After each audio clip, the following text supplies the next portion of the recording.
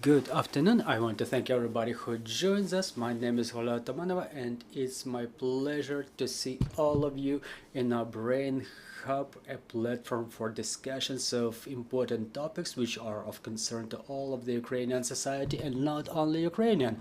So I want to thank everybody who joins us.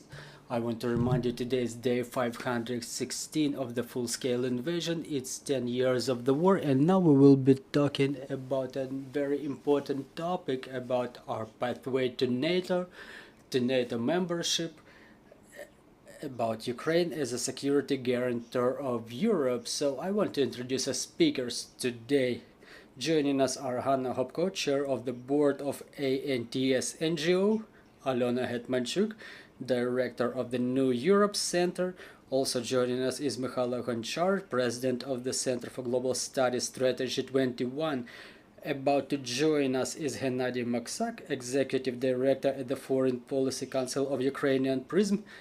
And also joining us is Daria Kalinduk, Center for Countering Corruption, and we expect Roman Son to join us online, an international law expert.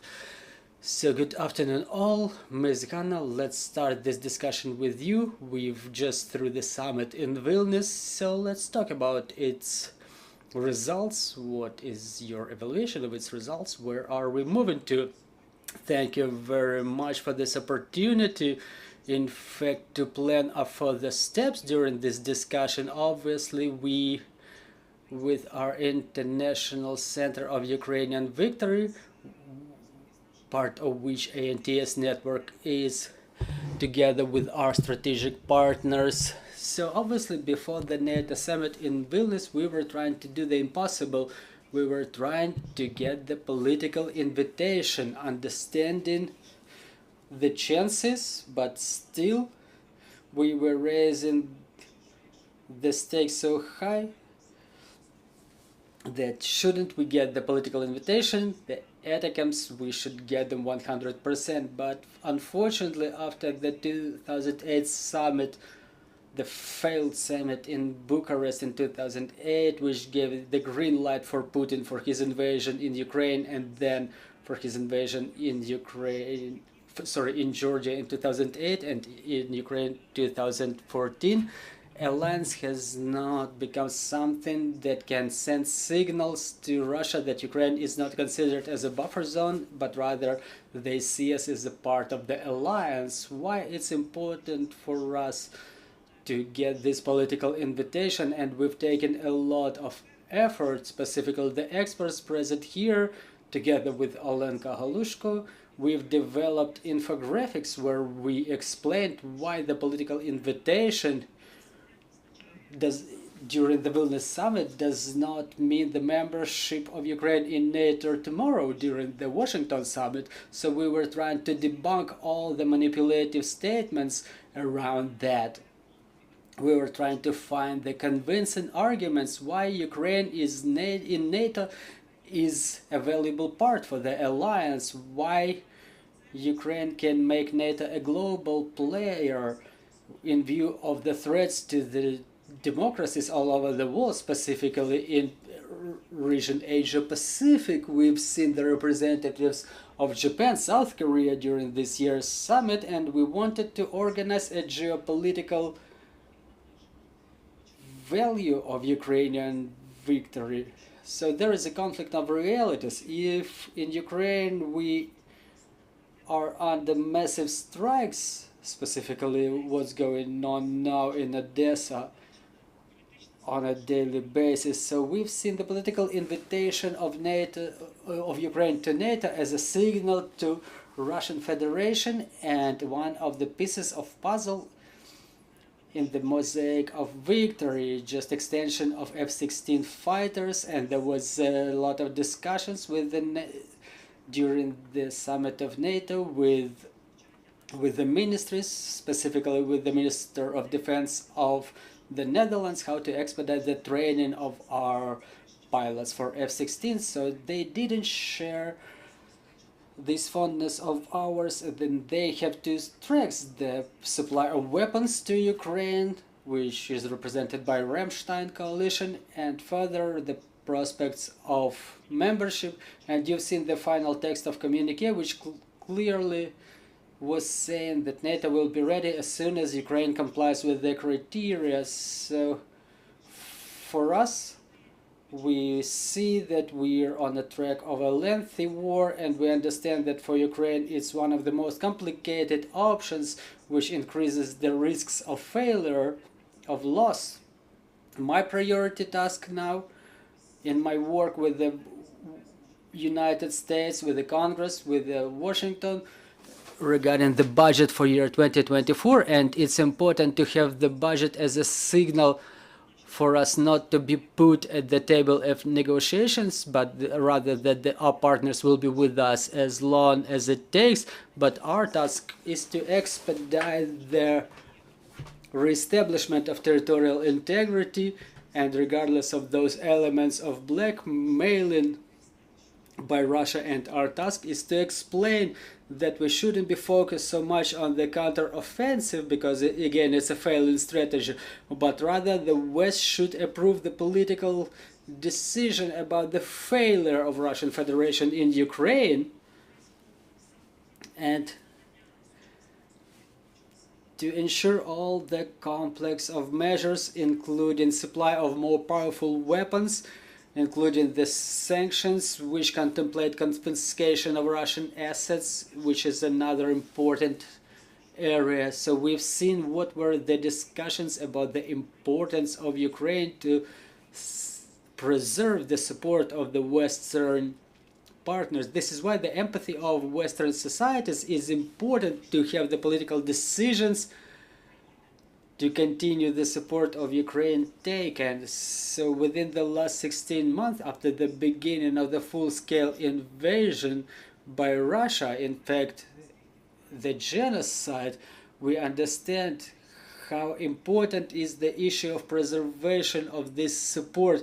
It would be good if the president of Ukraine, together with everybody responsible for the foreign policy, eventually play as a national team, that they sit together and plan the priority steps, the campaign from Vilnius to Washington, to make sure that it's not again a company of indifferent communities dealing with European integration, because the further it goes, the more complicated it becomes. It will be important to coordinate all the efforts. We want the Office of the President, the Ministry of Foreign Affairs, everybody responsible for the foreign policy, for the membership of Ukraine in NATO and EU. We want all of them in coordination with the representatives of the civil society who work efficiently in international arena that we plan. There will be a lot of challenges, and our goal, the invitation to the summit in Washington, is of no doubt to anybody bipartisan support and support by the countries that in this summit were not in favor of Ukraine, that this support grows and we start planning some campaign. But obviously more important here is to have more synchronized and coordinated work. Thank you very much, Ms. Alyona. I'm curious about your opinion in this regard. To what extent do you support your colleague? As Hanna mentioned, we are strategic partners, specifically talking about European and Euro-Atlantic integration, which we hope shortly will become the full-scale processes of Ukraine joining both of those communities. So yes, I support. I personally think that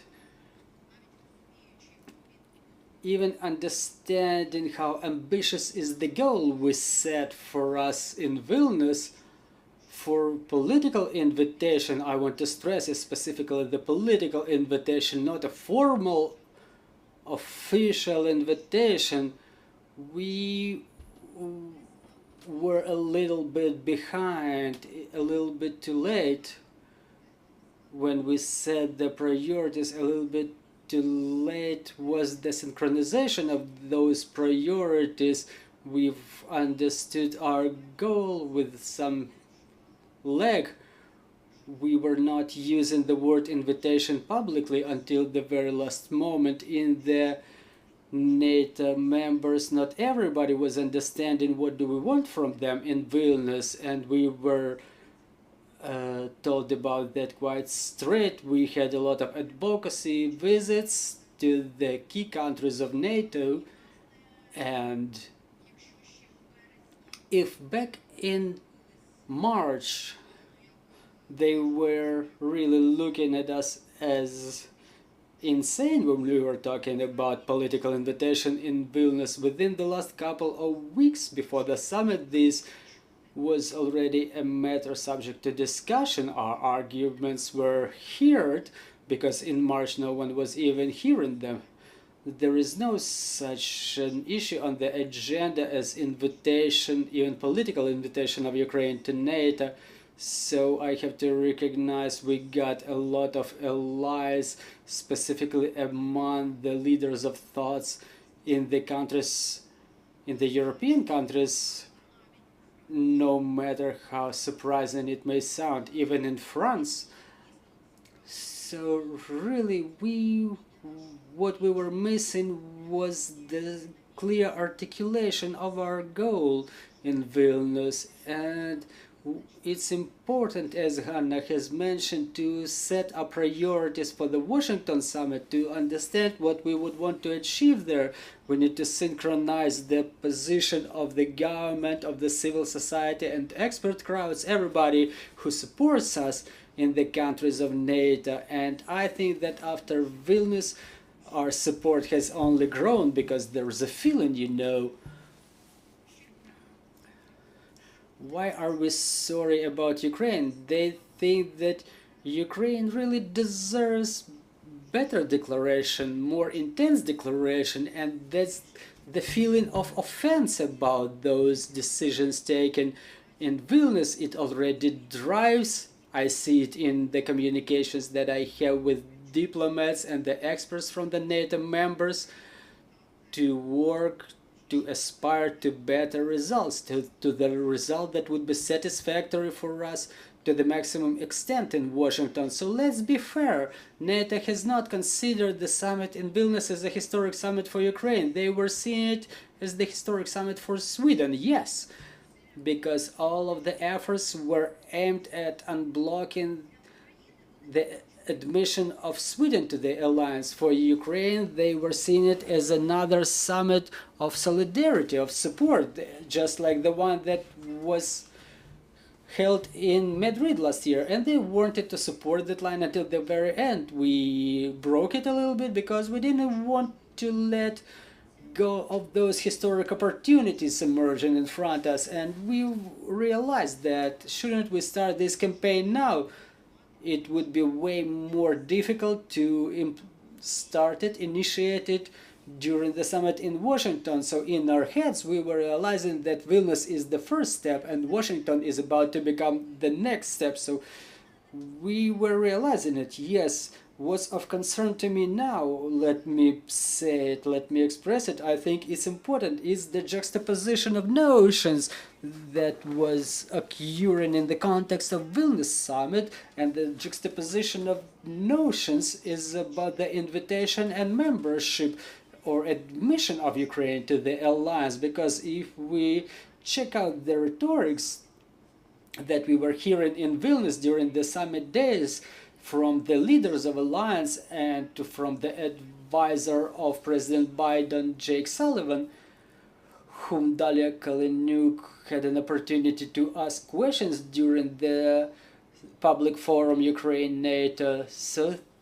they didn't mention the word invitation at all. They were only talking about membership.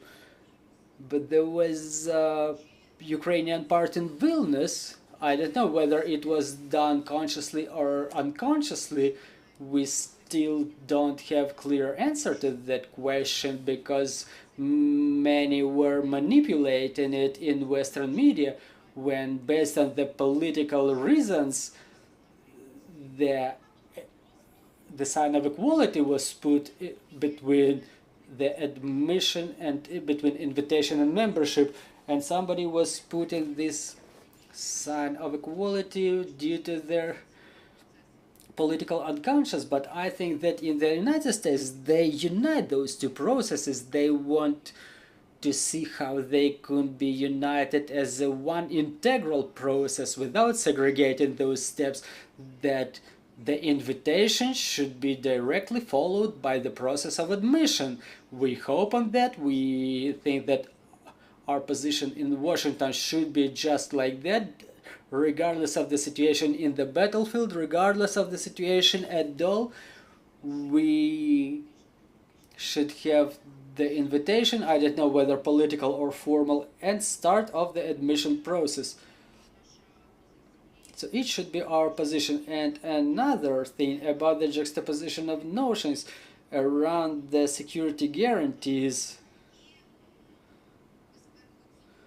and security obligations, the juxtaposition of notions around the security obligations and security guarantees that the member states are ready to extend to us. We still don't understand what are they specifically, because it should be followed by the bilateral agreements which set forth the details, because it's only the framework agreement which was written in Vilnius. But I urge everybody to take that communication carefully, so we don't end up in the same trap where we end up after the summit in Budapest, when we were thinking we have some security guarantees, but they turned out to be some political assurances, and we can only be provided some consultations, that there is a consultation mechanism envisaged for us. So let's call the things what they are.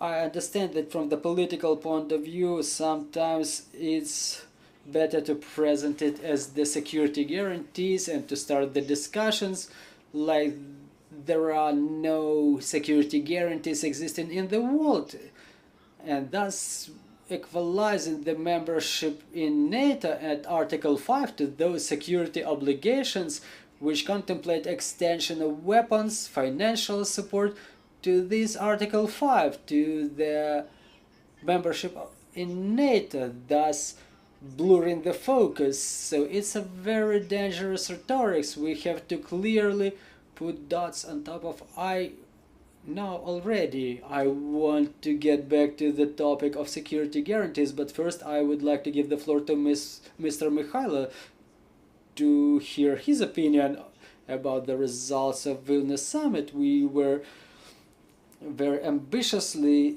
aspiring to our goal, but there are parts of the society whose expectations were higher to the results of this summit. So what's your opinion?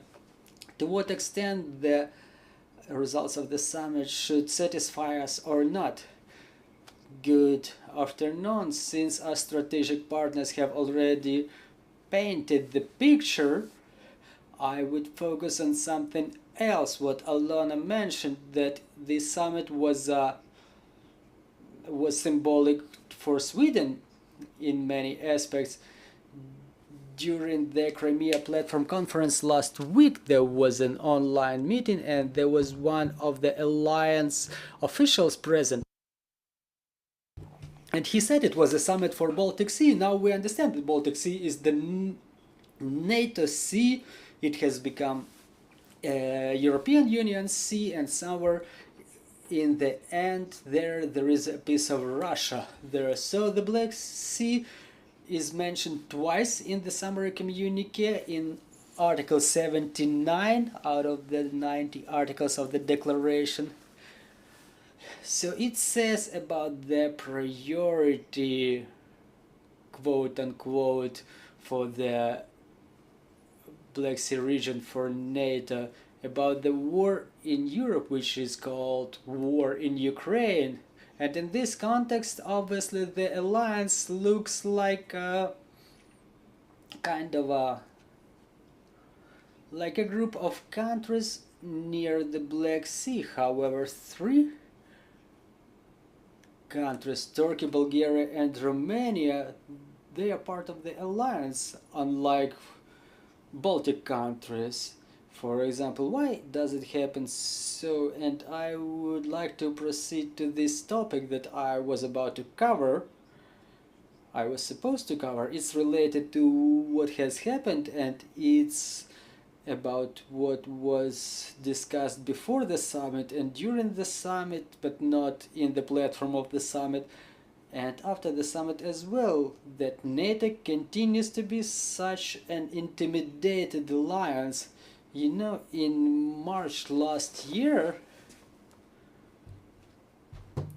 during the virtual security forum in Bled, Slovenia, I first used these words, and moderator was asking whether Mr. Gonchar is right, having called NATO the alliance of the intimidated. I haven't heard anybody dispute it, but what's the phenomena of this fright, of this intimidation? We may use more diplomatic terms, but since I'm no diplomat, I will use those terms specifically.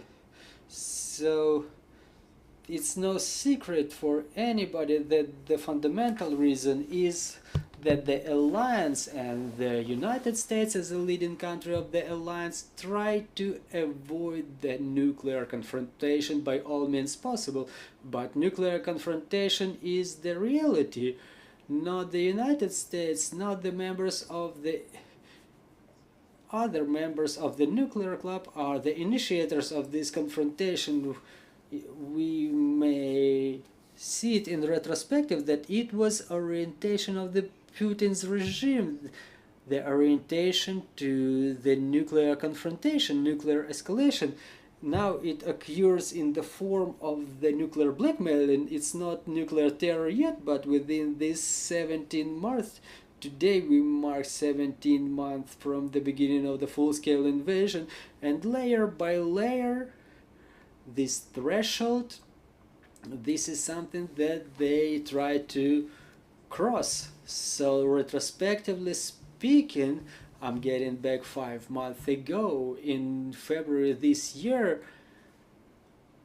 in Lviv, there was more formulated the manifest of the sustainable peace, prepared by a number of non-government organizations and experts, that was dedicated to the vision of Russia after the victory of Ukraine and failure of Russia respectively. And I want to focus on one specific article there. Let me quote that demilitarization and denuclearization of Russia are necessary from the point of view of punishment of the global community of the aggressor state that threatens use of nuclear weapons with the risk of emergence of the nuclear accident, and violated the agreement on non-proliferation of nuclear arms. So nuclear denuclearization of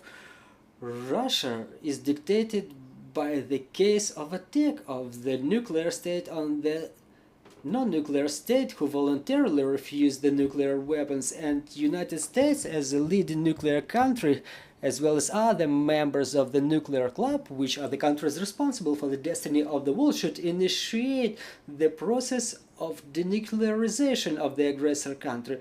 There should be a condition set that the lifting of sanctions is impossible without denuclearization of Russia, and they will be intensified in case of refusal of Russia to denuclearize. I apologize for this lengthy wording, but I think it's very comprehensive. So I want to remind you that on the 24th of February last year, during his famous address before the beginning of invasion, Putin stated that they, meaning the West, they should know that the response of Russia would be immediate, and it would lead to the consequences that you were never witnessing in history.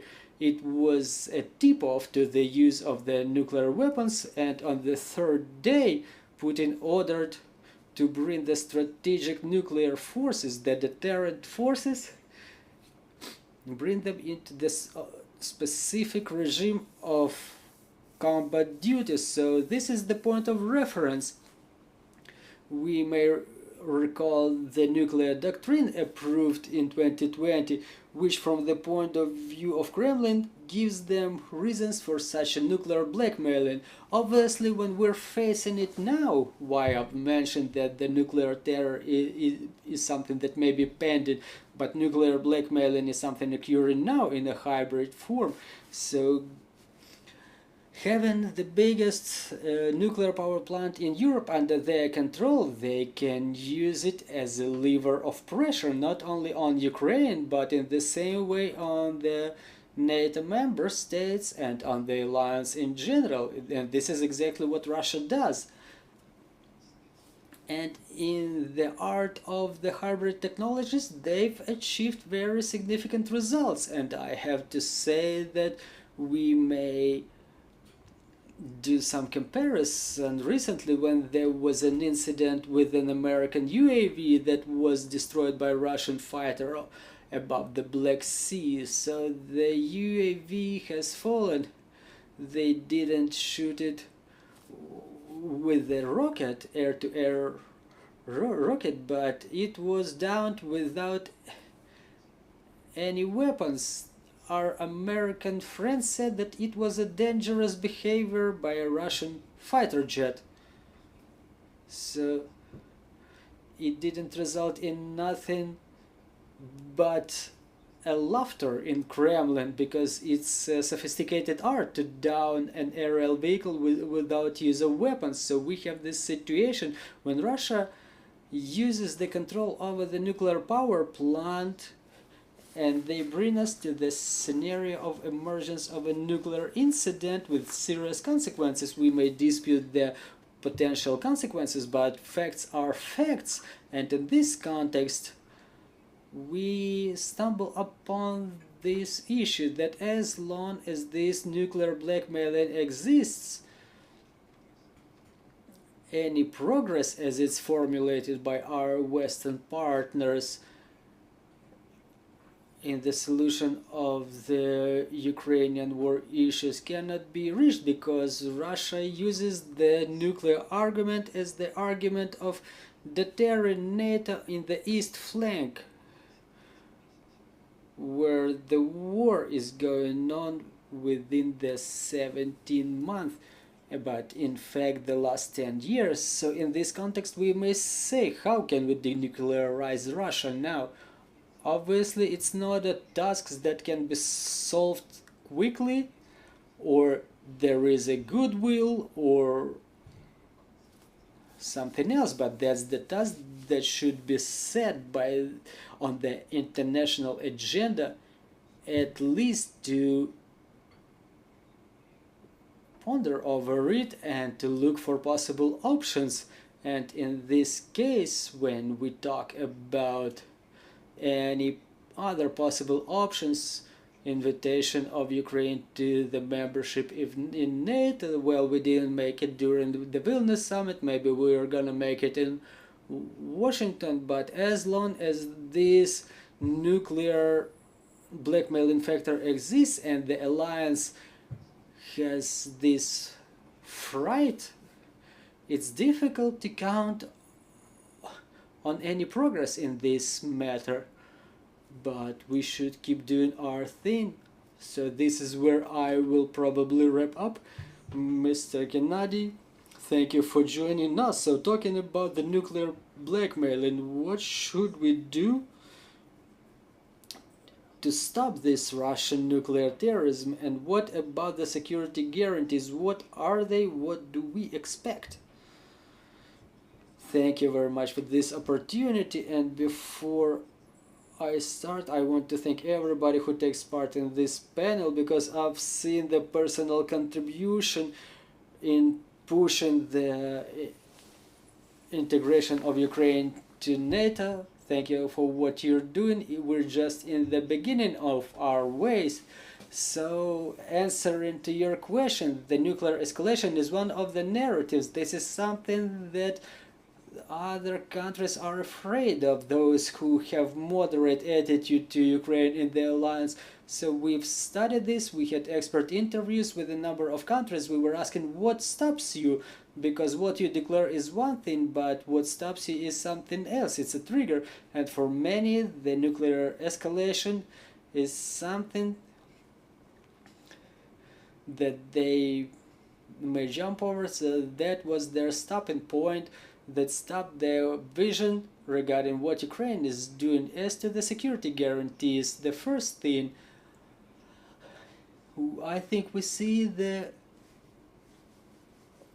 opportunities for different initiatives to get united, so that it's clear we were those who advocate the Ukrainian membership in NATO now, we want the invitation now, but the fact that certain synergies are looked for and that the G7 has given a framework, not guarantees but assurances that such guarantees will be, and they will be discussed in more detail shortly. It can say that there is a development of some mechanism of international law, and we may say that it's a moment when we are provided the opportunity to talk about what we can expect, and that they, as our partners, can provide to us. Obviously, it will not be collective security, Article 5, but the fact that the countries are ready to provide certain guarantees, let's call it guarantees,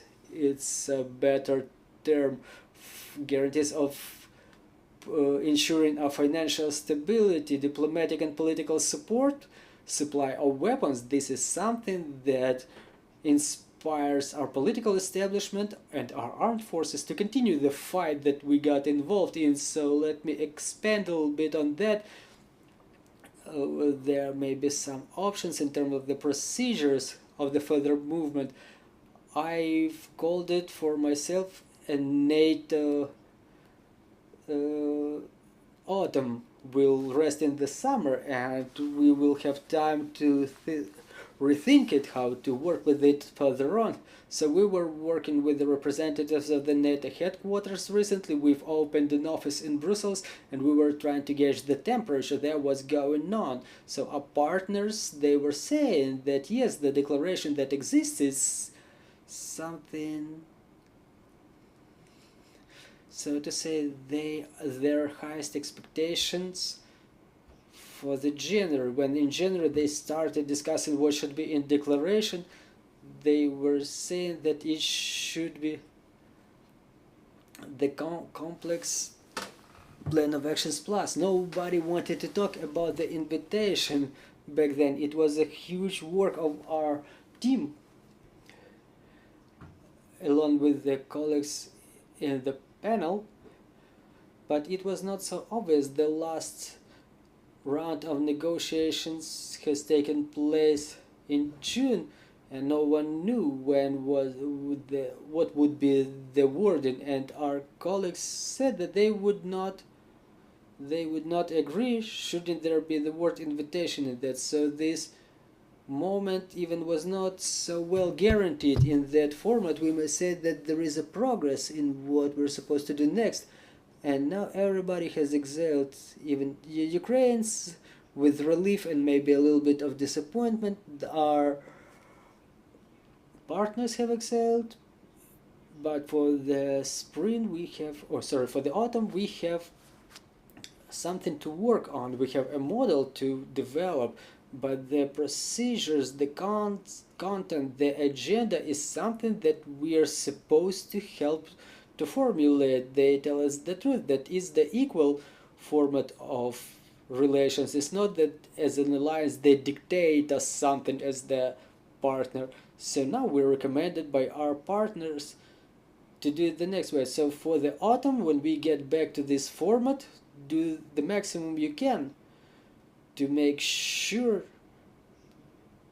that we can formulate what should be the procedure of the Council Ukraine-NATO. It's a big plus for us, something that we may move forward. Another area, the modified, modernized annual 4-year national program. It was a disappointment for us. We would like to get a more ambitious plan, the roadmap of our reforms, but on the other hand, it still has no substance. So we may provide our vision in autumn, and the civil organizations and the diplomats, they should say what are the ambitions of the plan, what should be the content of the plan. Our partners don't have understanding what should happen. There is a simple formula that needs to be filled, so we have time to regroup as an expert society and to come up with some specific propositions of what it should look like, rather than having that obsolete program between NATO and Ukraine. So I think it's again a very big plus that we should work on as the society. As I said, there will be a framework agreement of in bilateral format, but what we've mentioned, a political step, a classic diplomacy by our diplomats, it's a bilateral declaration for it.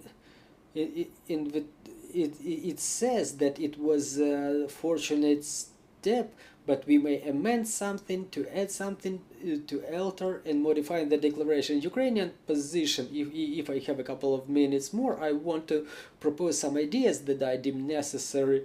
So we should fill the agenda of the reforms, something that is not on the declaration in the communique of NATO.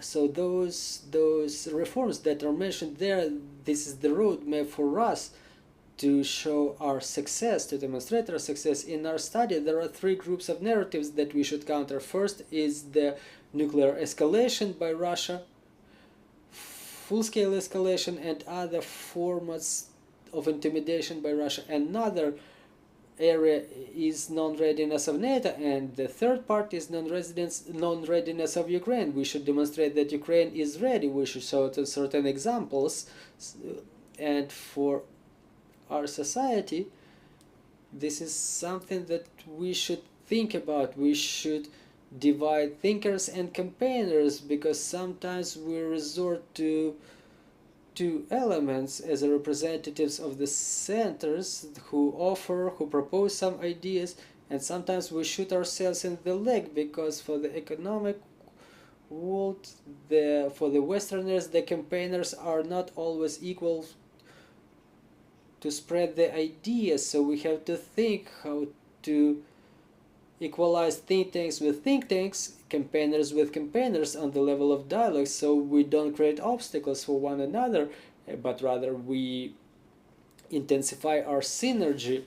But it's important for think tanks, because in the West there are part of the decision makers in their countries, the people who advise what to do and how to do that, who provide certain proposals. It's important to talk about the NATO standards from the first person. It's a narrative that we were working with, like, look,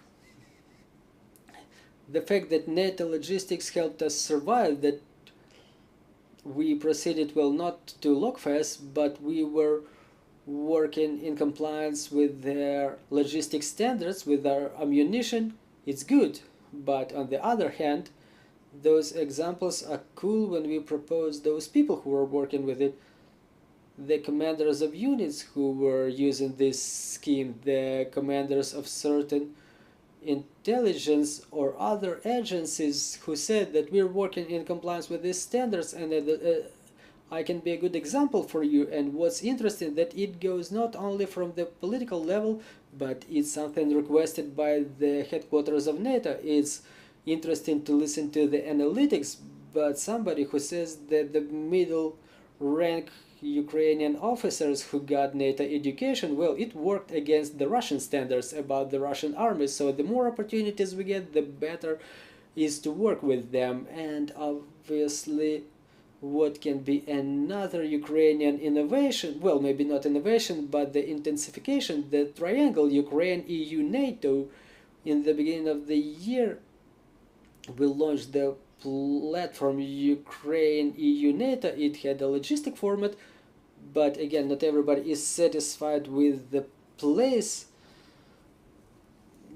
that was taken by the cooperation between NATO and EU in the communique, but Ukraine is something that forms their agenda now, so we're trying to find those bridges between EU and NATO. Is something that helps us in our candidacy and in acquisition or opening of negotiations about joining European Union by the end of the year, and we demonstrate to our NATO partners that we can work, and we understand that architecture of security is joint. We are part of this architecture. So I'm about to wrap up at this point. Ms. Daria, as your colleagues were saying, we as the media and the messengers, they were all rife with your question to Mr. Sullivan. So what is the homework we should have done upon the results of the summit? Well, the conclusion is basic. The war in Ukraine will end as soon as we become a part of NATO. This is when it ends forever, and we will not have our next generations inherited. So I asked Mr. Sullivan, I said my son is 11, was 11 when the full-scale invasion had started, and as he becomes 18, I want the war to be over by then, and we have to unite all the civil organizations, corruptionists, anti-corruptioners. The national idea should be admission of Ukraine to NATO, and we should all get united. We should unite all of our resources, campaigners, analytic, advocacy resources. So this is the first statement. Another statement is that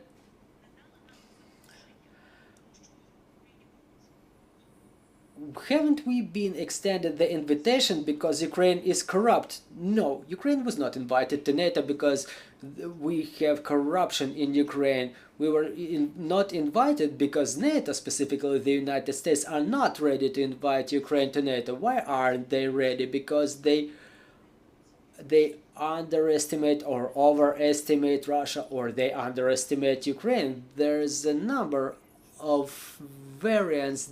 They don't know, for example, what to do with Russia after they lose, who will inherit the nuclear weapons. That's another story with denuclearization. They're afraid that should Russia fail, they will split into a number of countries. They're afraid that China will grab part of their territories. Meanwhile, Russia is a European country, and they should be preserved in close to the European countries, and some of the crowds are afraid of nuclear escalation. So this nuclear blackmailing that Mr. Mykhailo mentioned, it works. It works in certain crowds. It doesn't work in Baltic countries. It doesn't work in Poland, not even in the Nordic countries. But in Germany, in the United States, it still works. However, when during our meetings with the foreign opinion leaders, when we ask how come the Kremlin elite may launch nuclear missiles to the NATO countries where their children, lovers live, other members of their families, what is their motivation to start the World War III? Russia is not USSR, right? As it was like 35 years ago, where all the government officials were living in Russia or in the Soviet Union, and they were closer to the bunkers. The children of Kremlin decision makers don't live in the bunkers.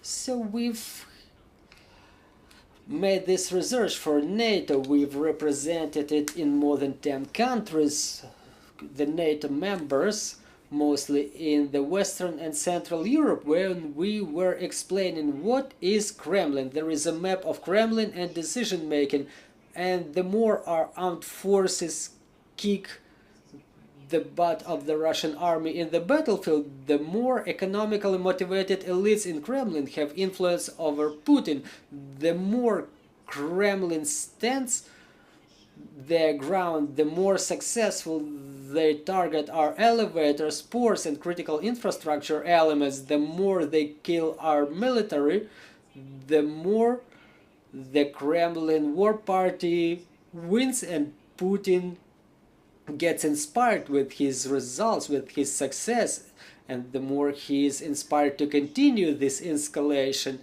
So those are the political tools we're working with, and we should continue working with them. As Hennadiy said, we should continue debunking the myth around Russia.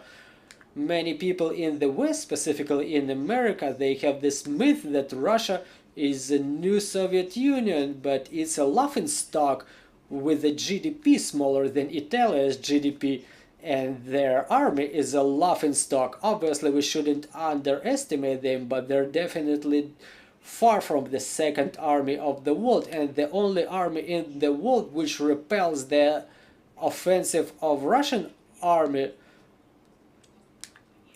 to deter which NATO was created is the army of Ukraine. And there's yet another question. Is the fight with corruption in Ukraine something that will expedite our membership in NATO?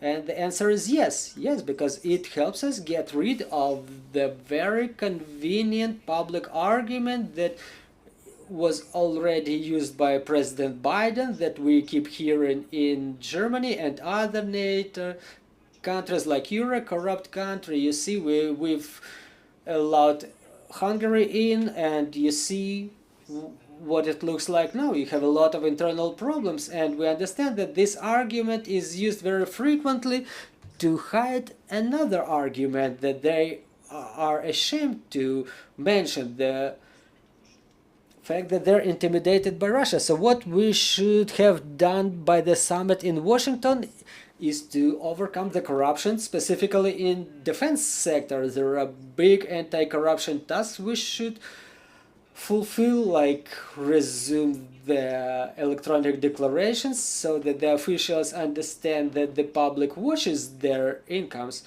So we've seen this story with the Odessa conscription center director with the apartments in Spain registered in the name of his mother. So it's an embezzlement during the war that should be equalized with the high treason. And the Spanish that look at those things, they ask themselves, why should we continue supporting Ukrainian refugees? Why should we continue sending weapons? We don't want to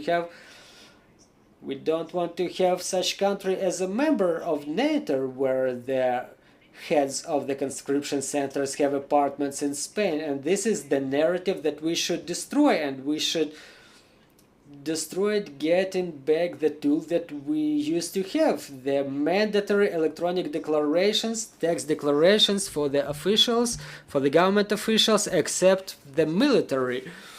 Then we have to protect the anti-corruption bodies. There are attempts of intruding in their work, but still in the sector of defense and security, we need to recall that the defense budget in Ukraine is a half of our annual expenses, and defense budget of Ukraine is 100% made of our taxes. So every hryvnia of tax we're paying in Ukraine is forwarded to the defense budget. The rest of the expenses is subsidized by different other programs like IMF, direct financial support by EU and the United States.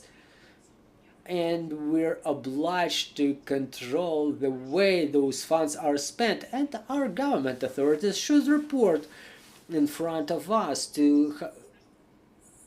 about the efficiency of such spending. This is why the government procurements in the defense sector should be a priority number one, but not only in paper, not only in the statements by the Minister of Defense, but in reality, so that every soldier wears a good uniform, they have necessary number of civil drones that Ministry of Defense is capable of procuring. We haven't heard in Vilnius that anybody tells us that, you know, we don't accept you to NATO because you procure Chinese Mavic drones, or it may infringe the relations between the United States and China. So that's the justification that Ministry of Defense has made up, that procurement of Chinese drones will be of harm to our relations with the United States. But it's all about the inefficiency of the ministry and the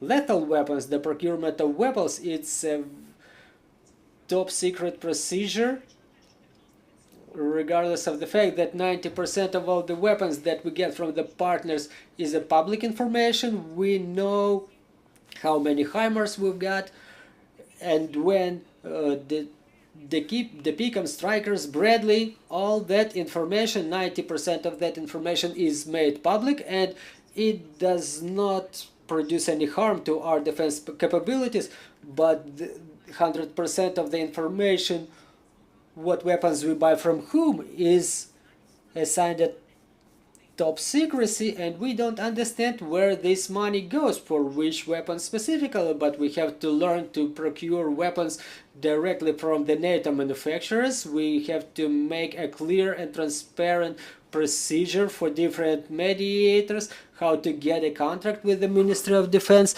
So this is what's called the NATO standard procurement, and the agencies created with the Ministry of Defense, they don't function properly. The Agency for Procurement of Weapons, management of which was appointed in some unclear way, they seem to be procuring something, but we see overdue debt when the money left the country, but the weapons are still not here. About the lethal weapons procurement, the Minister of Defense promised to launch this agency half a year ago, but there is no agency, there is no management, and there is only a department with the Ministry of Defense. There is no management and only the acting head of the department. So it all looks like an attempt to cover a big problem with a fig leaf, and we will continue pressing on our government, specifically on the Ministry of Defense, to fix this thing. We have to have it fixed before the next summit in Washington. There is a number of problems we have to solve, like implementation of lockfast for some standard weapons of NATO. It was an important step which calmed a lot of critics in the States who said that the weapons that get supplied to us goes in some wrong way. So we have to switch from the paper army to a digital army that will improve the collection of information, what we need to buy, what weapons are missing, what is non-lethal support that's missing, how to distribute this lethal and non-lethal support between the battalions. This is something that is being documented on the paper, and we have to switch from the paper to the digital paperwork turnover. We have to protect it, but not with the law that is in effect on the state secret, which was set forth during Soviet era, and it is not in accord with the modern challenges. So we have a lot of homework, and we hope that the result of work between Ukraine and NATO will be the representatives of Ukraine in the NATO headquarters, who will work with the professionals.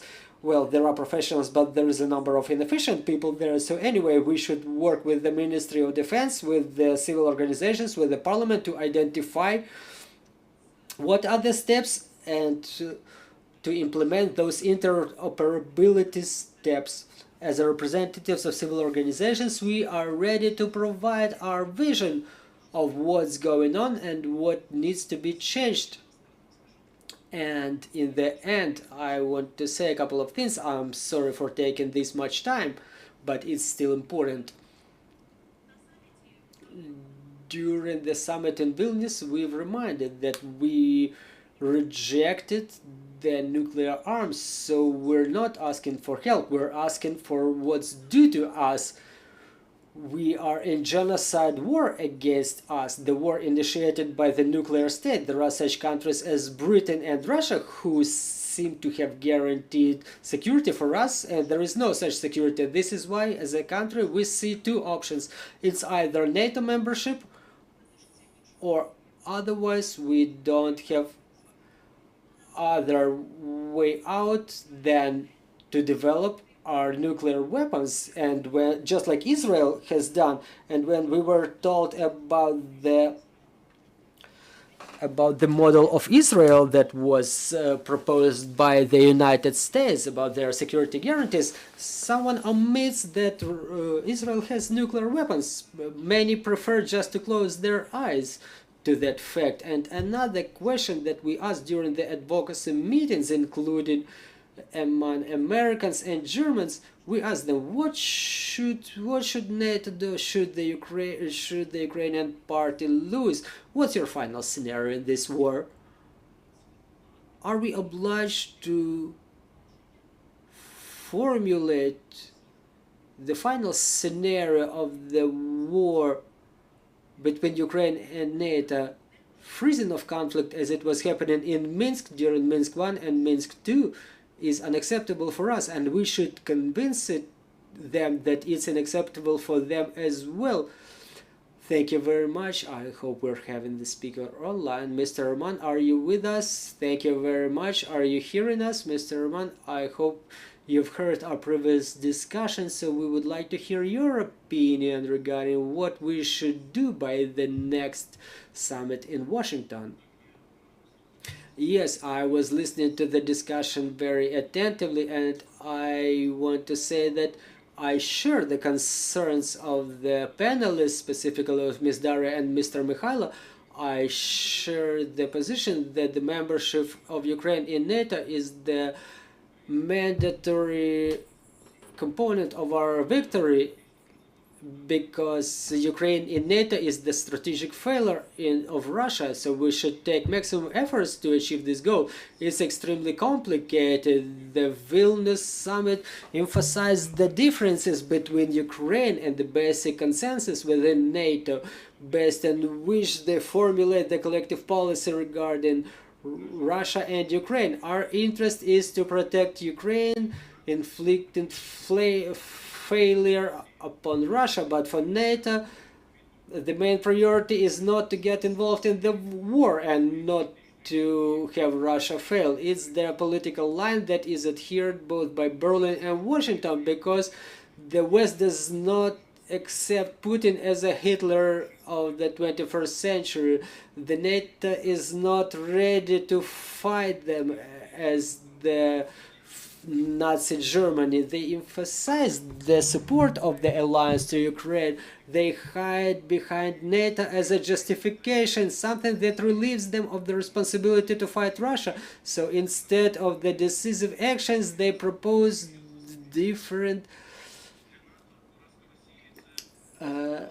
resolute accusations. For us, it's the fact that Putin cannot achieve success, and they think that Ukrainian sovereignty is preserved, and the only thing left is how to regulate, settle the conflict, so it's not a threat to NATO itself. Starting from 2014, all the proposals of the West were boiling down to the concessions at the expense of Ukraine. So let's get rid of the illusions that something cardinally changed in the year 2022. In the Western agenda, there was ultimate requirement to Russia to cancel the changes in the constitution, which approved occupied territories of Ukraine as part of Russia.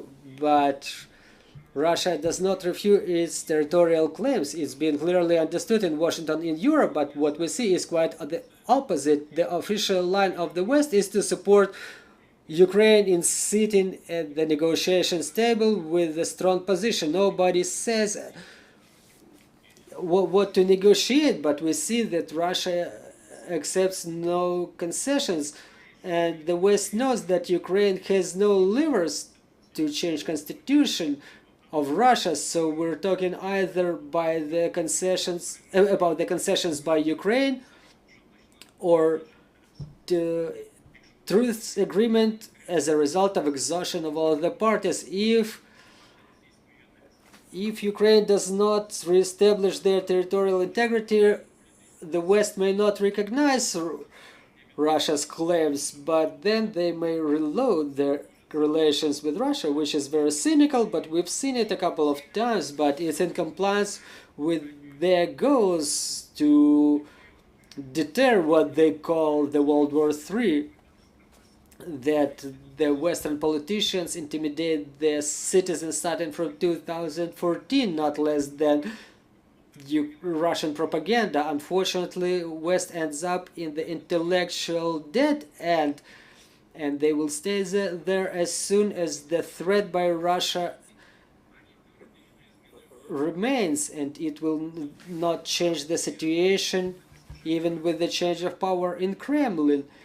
And they are not ready to undertake any obligations about the membership of Ukraine, as we were able to see in Vilnius. As Ms. Daria mentioned, we were asking for invitation, but to reason their refusal, it was required to have a manipulation campaign. It was coordinated, it was occurring in all media, and the opinion leaders were talking about this, and the subject of negotiations was juxtaposed with intimidation of the Western community that joining Ukraine will have the alliance involved in the war immediately, something that we should have formalized in year 2014. We were offered to formalize the military cooperation, but no matter how long we call the Budapest assurances guarantees, they provided no real guarantees to us.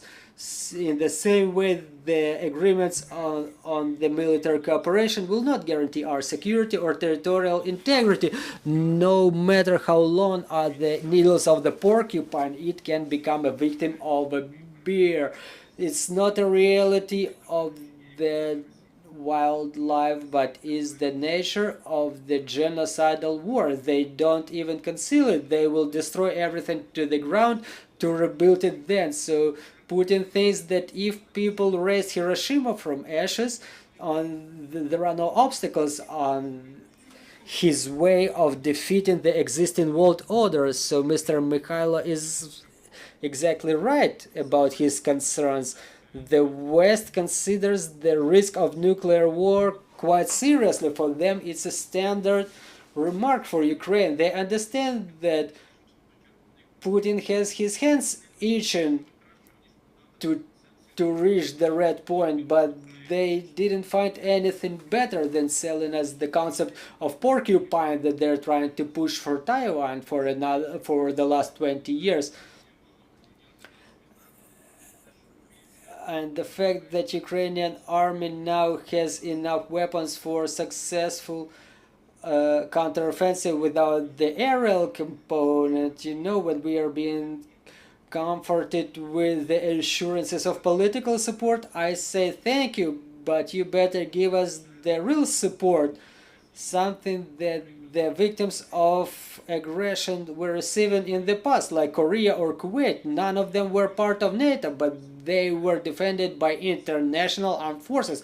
I want to emphasize that international armed forces, there were United Nations level measures taken to have those forces get into fight. They had Western soldiers, they had Western weapons, something that we're not seeing in Ukraine. And I want to assure everybody present here that under circumstances where our partners lack leadership, we need unprecedented steps.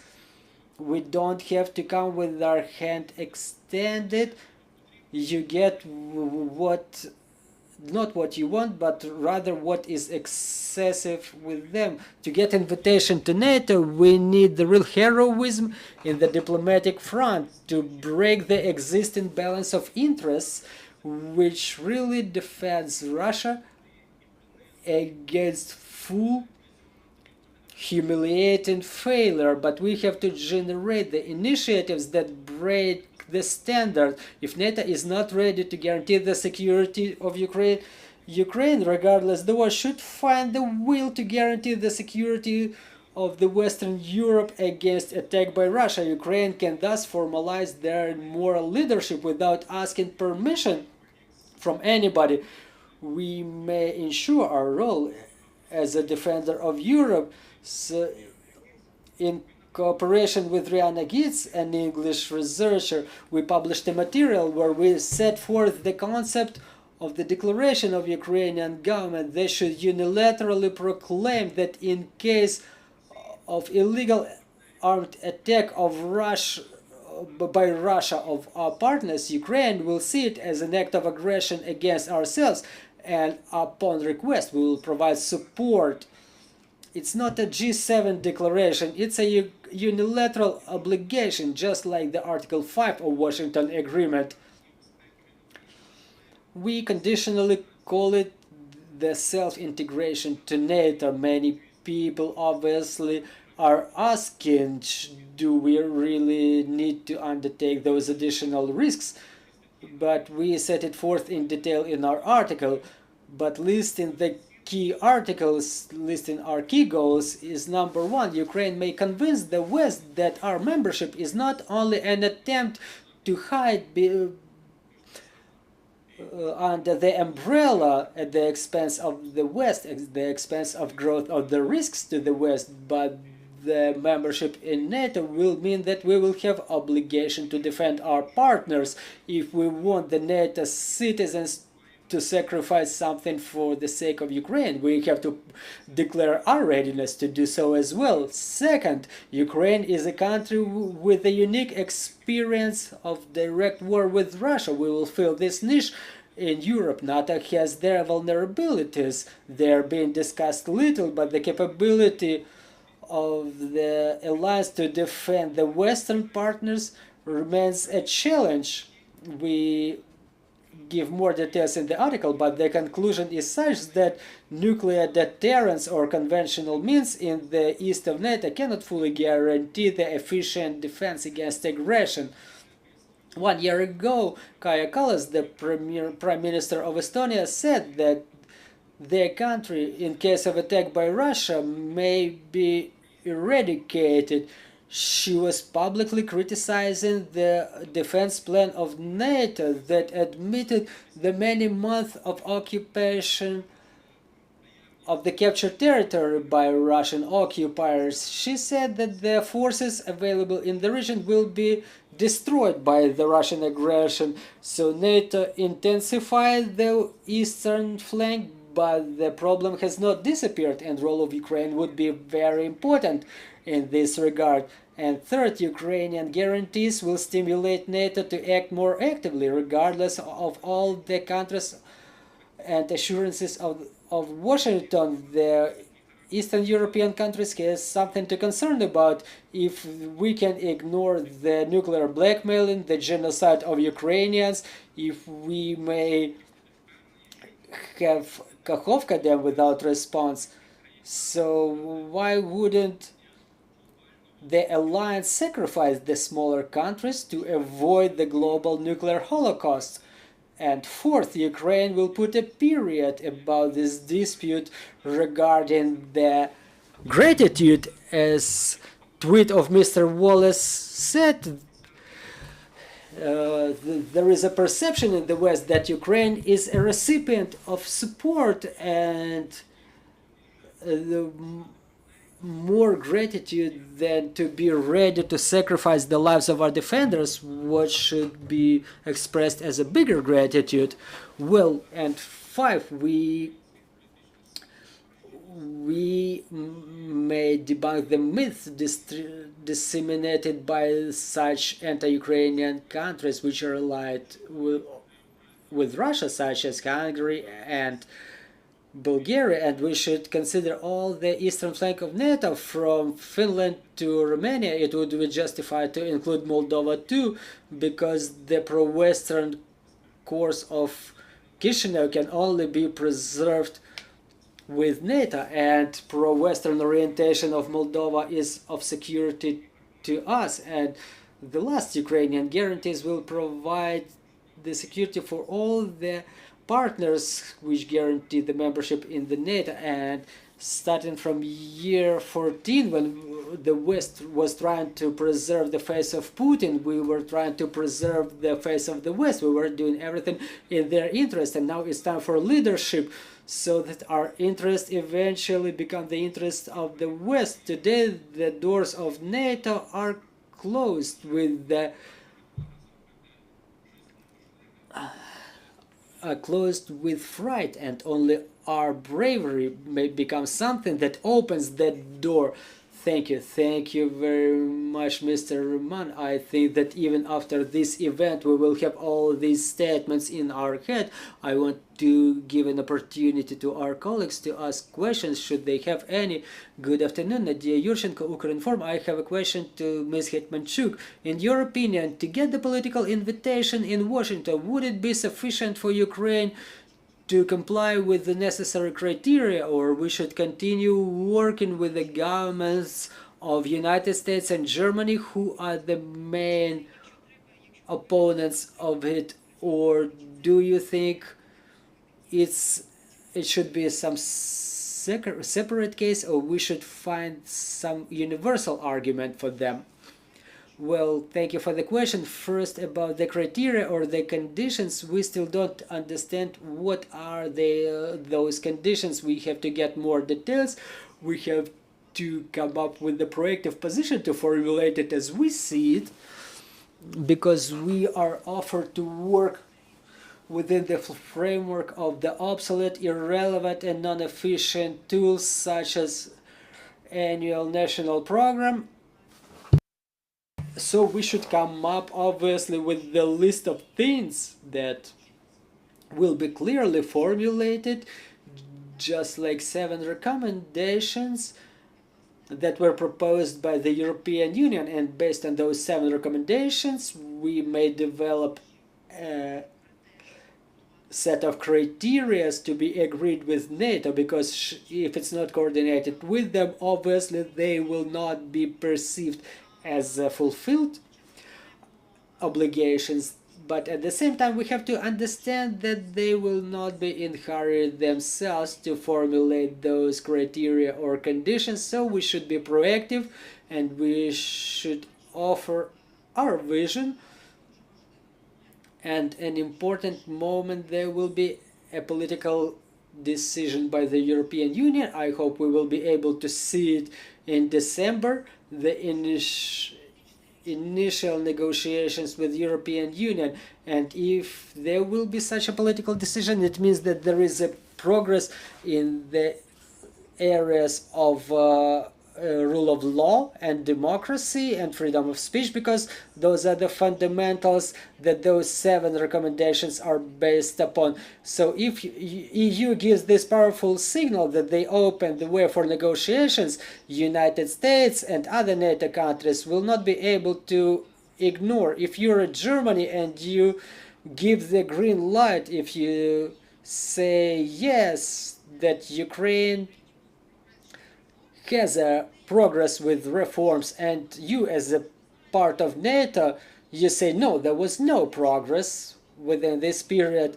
So there are nuances, and we think that this EU decision is very important. Regarding the work with the governments, it's important too. It doesn't always work with the same arguments. We've noticed it before the Vilnius, for example, arguments about the NATO membership as the security guarantees, and I want to emphasize is that we only consider the NATO membership as the security guarantee. The other things we see as the guarantees of security support.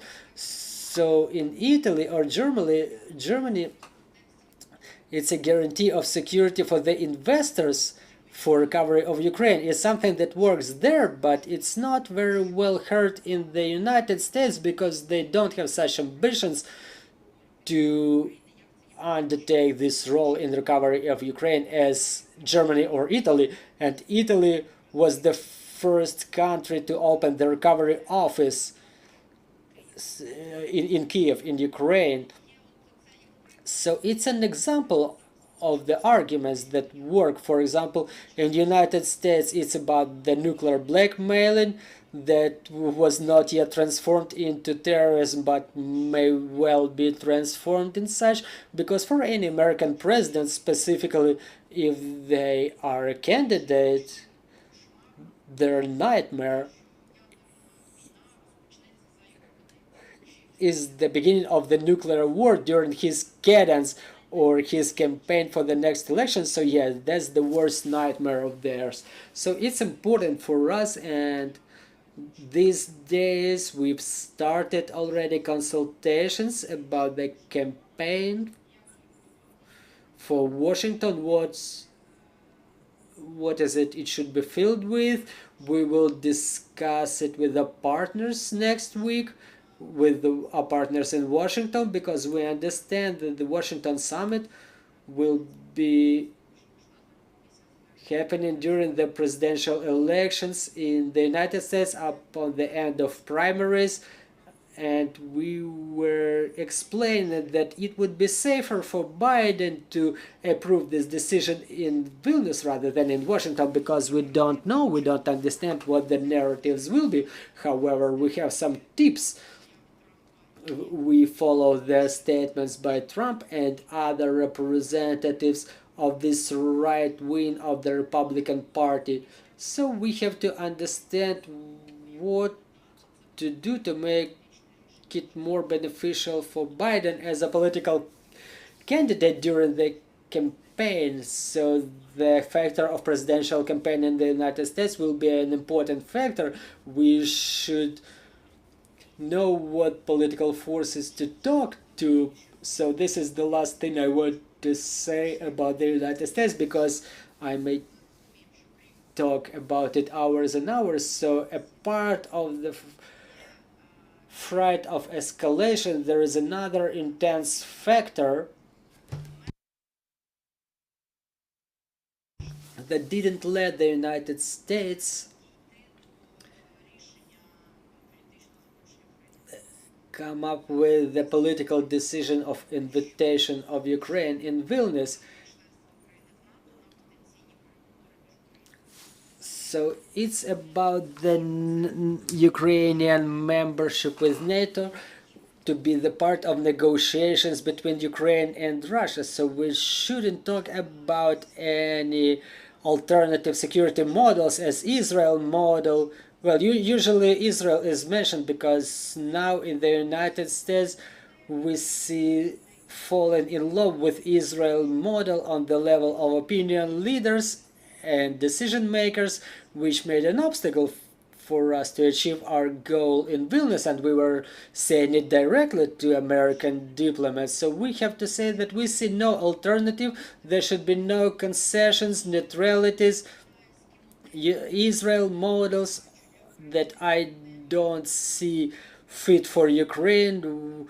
We're preparing with the New Europe Center a clear explanation why it wouldn't work for Ukraine.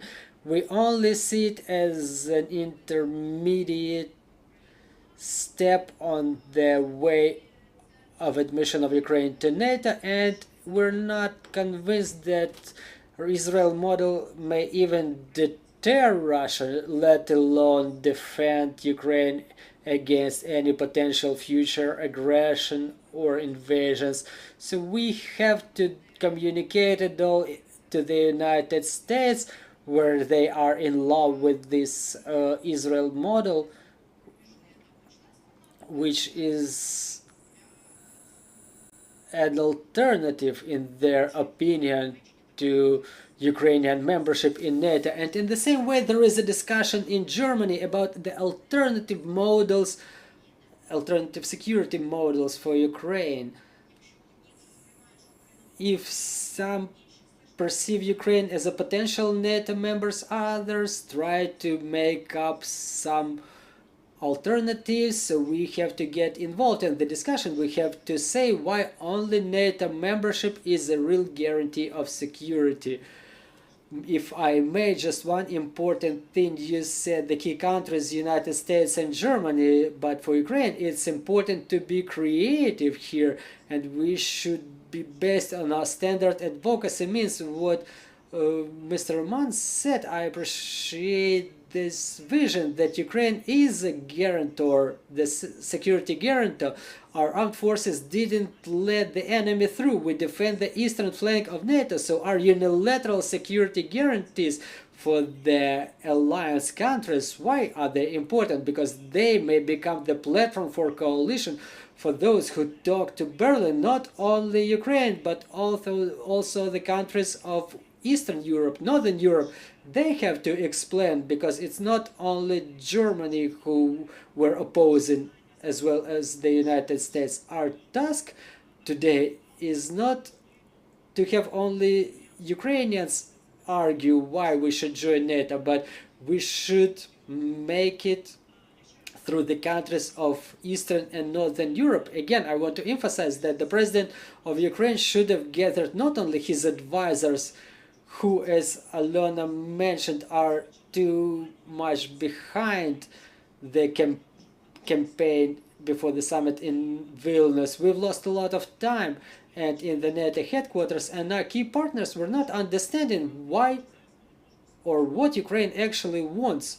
We cannot afford losing any more time. We have to explain it with our hands and with our mouths, and with the readiness of our partners to come to Berlin with us in the same way that we were doing last May and last June during the extension of candidacy status, when our friend Andreas Kubilius and the Germans from Christian Democratic Party, they were convincing the socialists, the Czechs, Romanians, Polish, we have to form the coalition of countries which in fact will overweight that scale for those who hesitate or who impede Ukrainian advances to NATO, to have them eliminated with the public opinion.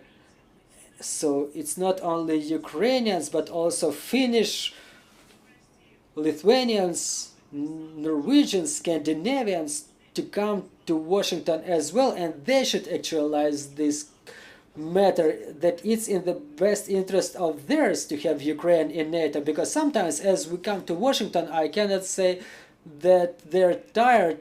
They say, are you coming again? And we say, yes, we'll keep coming until we get Crimea back. So please be patient until the very moment of reestablishment of territorial integrity, until the next visit of Biden or the next president to the occupied Crimea in Ukraine. So I don't want to say that they got tired of us, but they keep asking, are you here again? But we're about to come in September again to talk about the budget. So we have to keep the doors of White House and Pentagon open for Ukrainians, because we won't be coming on our own. We want this conversation to never end, but we're quite limited on time. It's a little bit pessimistic, but this is probably the best thing we could do. So we're ready for those risks that may emerge. Just for a little bit of optimism, what Mr. Roman said, I was a little bit skeptical when I've seen this article in the Mirror of the Week. But then I've rethought it. You know, there is rear and avant-garde. The avant-garde in NATO is the United States, because the NATO is USA plus, but those who should be in the avant-garde are now in the rear. But the avant-garde has already formed. It's Polish and Baltic countries, those who have joined border with Russia, and now Putin is talking about the joint state of Russia and Belarus. So this is not only about the political signal, it's something more. We can hardly help Norway if Russia occupies Svalbard in direct or hybrid form, but to help our Baltic partners and Poland, yes, we are capable of that, and that should be perceived for real. Thank you very much for this profound and very really interesting conversation. We want to thank our armed forces, thanks to whom we can continue to hold events like this. So thank you very much. Let's continue working for our victory, and glory to Ukraine.